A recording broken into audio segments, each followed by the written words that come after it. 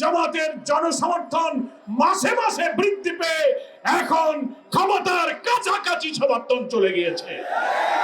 বাংলাদেশ না করলে আমাদের নেতারা বলেছেন ওই চাঁদাবাজ মস্তান খুনি যারা বেবি স্ট্যান্ড থেকে রিক্সা স্ট্যান্ড থেকে বাদাম ব্যাপারীর কাছ থেকেও তারা চাঁদা তুলে খাইতেছে। এই বাংলাদেশ কি আপনারা আবার দেখতে চান?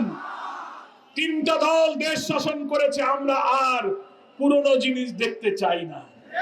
চরমোনার পীর সাহেবরা একটা কথা বলেন যে আমরা এবার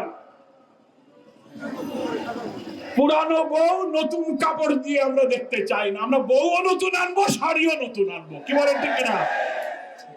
নতুন শাড়িতে পুরানো বউ চলবে না। অনেকরা এখন চেষ্টা করছেন পুরনো গ্লানি, অপরাধ, চাঁদাবাজি, মস্তানি, দুর্নীতি যারা চ্যাম্পিয়ন হয়েছিলেন নতুন শাড়ি দিয়ে তারা সেই কদর্য চেহারা থেকে নতুন রূপে আসার চেষ্টা করছেন।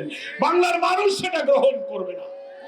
যুবক ছাত্রদেরকে সেই নতুন বাংলাদেশের জন্য প্রস্তুতি নিতে হবে।